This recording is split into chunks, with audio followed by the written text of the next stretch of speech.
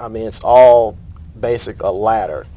And if you miss a step, then you're going to fall. But with this ladder, it's stable enough to where these kids won't be having to deal with recidivism, having to go in and out of jail, prison and stuff.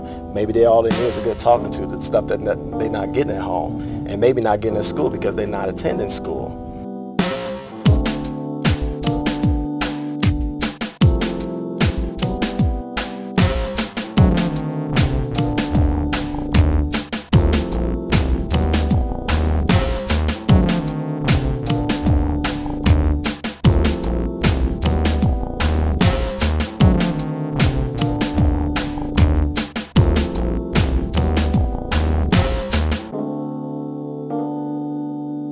Good evening and welcome to Captions. I'm Andre Bohannon, your host, and again, I want to thank you for choosing Captions with all the other options and alternatives that you have.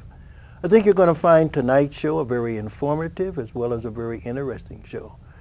During our first segment, we're going to be talking with some individuals who were involved in a new community effort, and as you can see, I have three male guests. Sitting immediately to my left is Johnny Sims, to his left is Jimmy Sims, and to his left is Pastor Holly.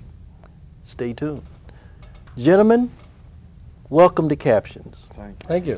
Good to be I'm here. so glad that you stopped by to share with our viewing audience and the community an initiative that you were involved in, and I believe the name of your program is called Council for Disadvantaged People.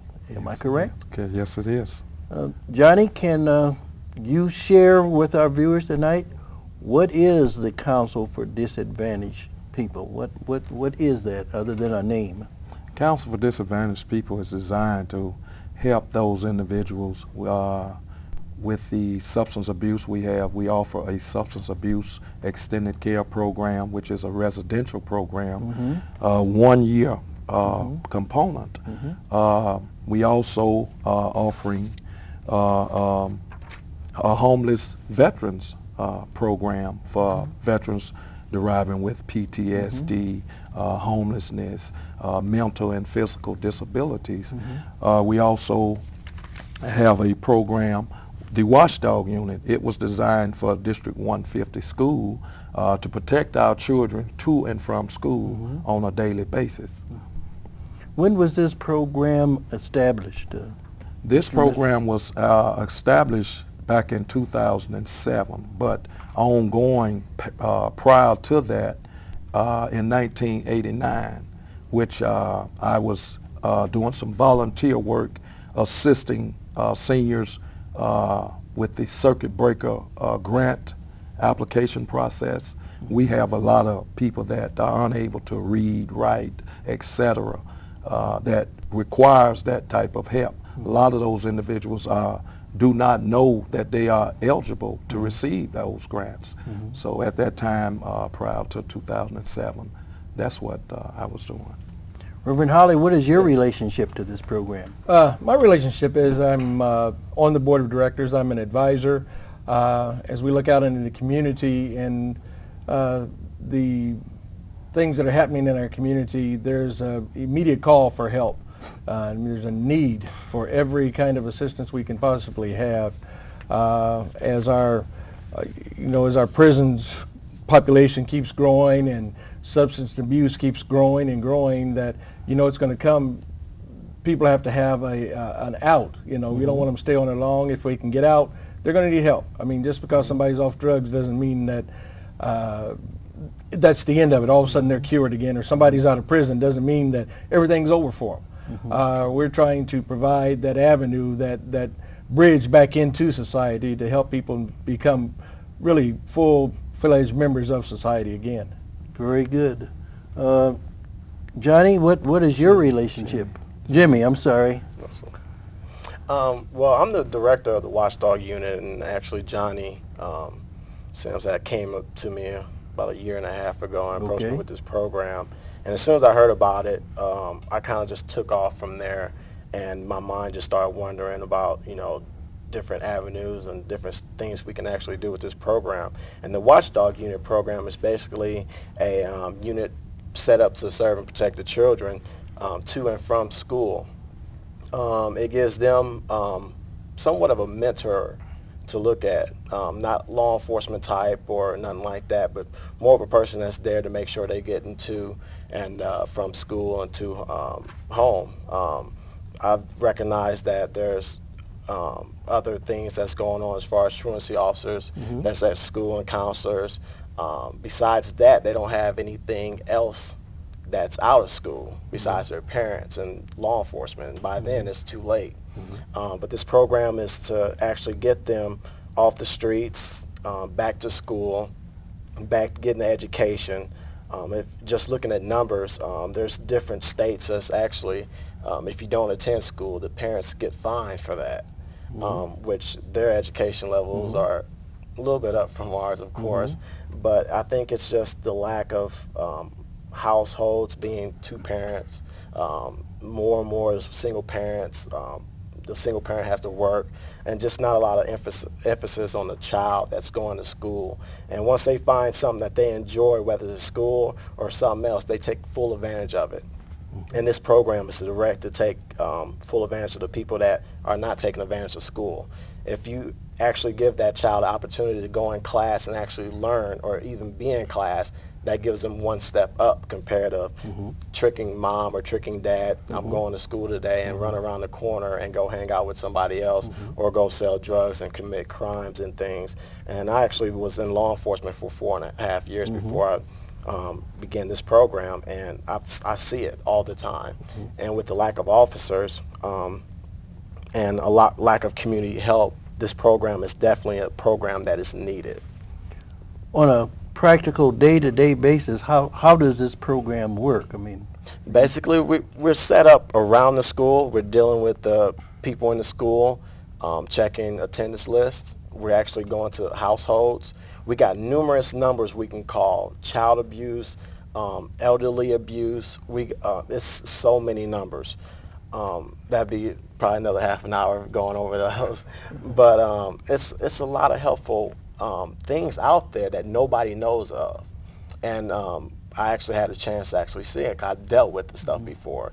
And it's so many different things that these households can use with no to little cost. Do you have a staff, or do you have volunteers? When you say we, who are the we? Do you have a number of people that are working with you, or? Yes, sir. It would be the people that's actually working with you.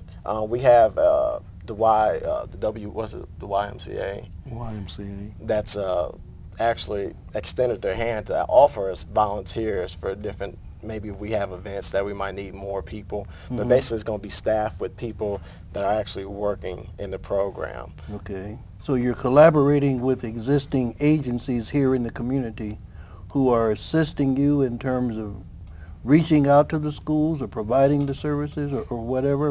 Is that the way it is? Yes, sir. It's a little bit of both. We're going to be working with the Peoria County Sheriff's Office, also with the Peoria City Police Department.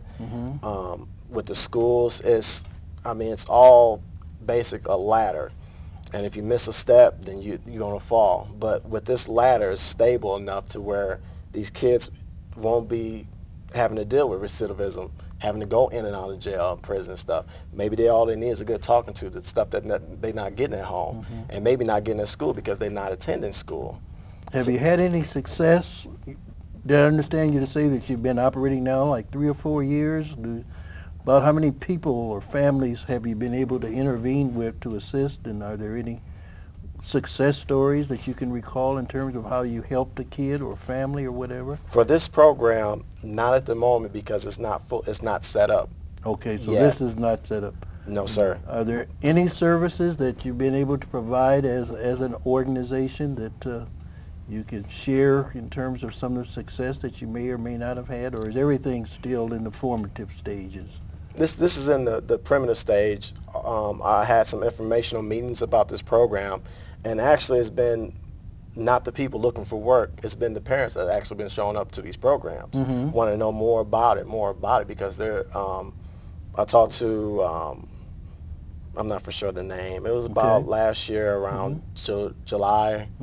I talked to a couple mothers that's living in a single parent household, and they was just inquisitive about their son or their daughter and about this program, and everybody I talked to they know that this is a program that's needed, but they don't know how, you know, we're going to actually get started or when we're going to get started or whatnot. And we're just pretty much waiting for the ample time to get started. This is a school year type program, not a summer program yet that is designed for it. Mm-hmm. So hopefully by next school time we'll be set up and ready to go for that. How have you been reaching out to the community for them to know that you even exist? Do you have either a location or a phone number, or how would people who might be watching tonight may hear something tonight to which they would be interested? How would contact be made, or who would they contact to get information? They can contact, just for the watchdog unit, to hear information about that. They can contact Johnny Sims at area code 309-208-8798, or my personal phone number, 309-229-4452. Also email Sims, S-I-M-S, Johnny, Johnnnie, at ymail.com, or email me at jsims252003 at yahoo.com. We also have a website, beautiful design website, www.councilfordisadvantagedpeople.org. Definitely, if they want to know more about even the watchdog unit, there's other programs, feel free to definitely look on the internet website, look that up, and they'll definitely get a dose of what we're all about. Okay, well, we will be sure to show that on our program, because most people like me, when people are talking, you're talking too fast to write it down, or you don't even have a pencil to write it down. So anyway, we will show that in terms of at the end of the show for anybody who may want to contact you. And I would assume, and again, maybe this is a wrong assumption, everybody is not email or computer literate, and normally you have to do it the old-fashioned way, pick up a phone and call somebody or whatever. So we certainly want to encourage all of our listeners, if there's some things we'll be talking about during this segment, that if you have some interest in and want to participate. Are you funded through any organization, or are you just basically volunteering, or do you need any volunteers? You need any kind of either human resources or physical resources in terms of fiscal resources? At this time, we are not federally funded. We're not state funded. We've basically been going off of where the people, the citizens of the community has gotten us to where we are at this point. We have not yet filed for federal funding nor state funding. A lot of the assets we have, excuse me, a lot of the assets we have been derived from the citizens. Few citizens I know is scraping the barrel with their pockets because they see that these programs are needed. Tens, fives, here and there. It keeps us with printing material, inkjets for the printer. Right now our material is outdated, but we still manage to get our work done. So yeah, to answer that, that's the way. We see a lot of it. Basically, this is truly a grassroots program. It's coming from the bottom up, and as we start to grow and as we gain more and more experience, and as we partner, our biggest thing now is partnering with all the other agencies in Peoria. We recognize, you know, there's no one agency that can do everything, and what we're trying to do is spread out in partnership with all those other agencies, because I think we touch a little bit on a lot of people's areas, and we're telling them we're not infringing on your territory, but we've got so many, and Peoria is so big and so broad that there's enough room for everybody. And what we're trying to do is trying to catch all those that are falling through the cracks. That's right. And so we're starting from the bottom up, and we're looking, and we're researching the grants and things, but we're trying to do a lot of this on our own and try and do it from the grassroots. So my thing is that you don't owe anybody and you don't have to answer, and